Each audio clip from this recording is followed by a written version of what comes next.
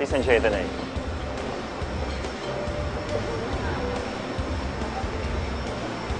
Emma. I'm so happy to see you. Teka lang, Emma. Hanggang ngayon ba naman galit ka pa rin sa akin? Usapin mo naman ako. Hindi ako nagpunta dito para kausapin ka, Angelo. I'm here for Flor at iba kong mga kaibigan. Excuse me.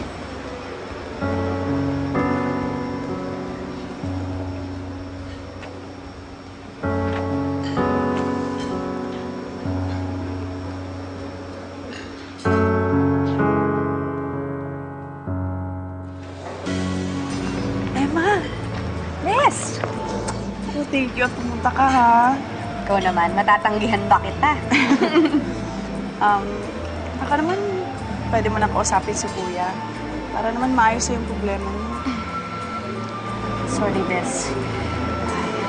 I don't have time for that. Hindi yan ang iniisip ko ngayon. Okay, I understand. Ito na suot mo. Ikaw din! Si Mr. Romualdo, tara, kamustahin natin sila. Mauna ka na, susunod ako. Sure ka? Oo. Sige, kausapin ko lang sila, ha? Alright.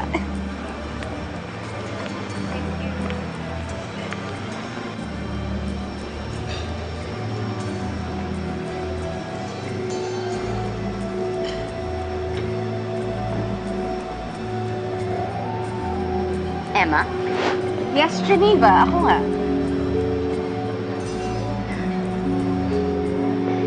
Saan ba lumilinga-linga yung mga mata mo at nakakabangga ka?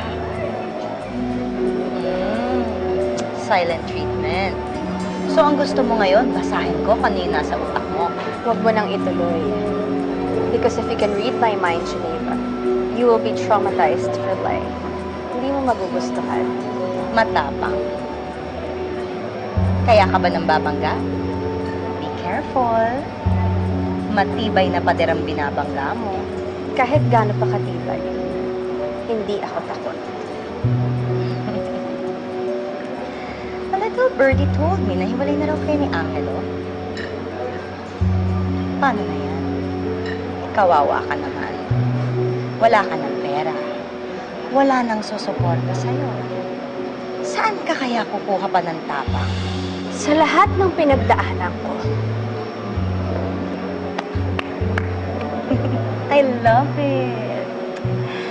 Bakit hindi mo kaya ibenta sa mga TV stations yung sinasabi mong pinagdaanan mo?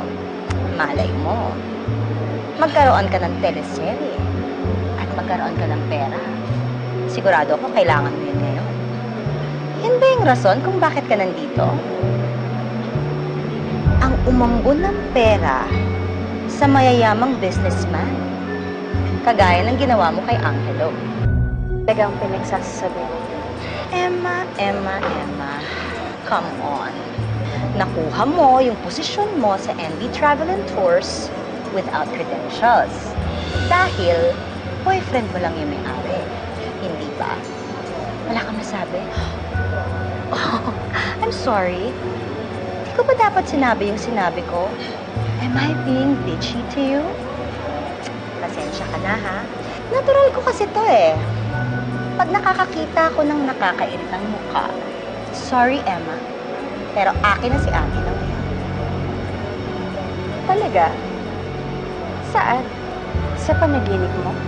Kung talagang sa'yo si Angelo, bakit kaya habol pa siya ng habol sa akin? Total naman, nagpaprangkahan tayo dito. Bakit hindi mo na lang sabihin ang totoo? Na sinusuka ka na talaga ni Angelo?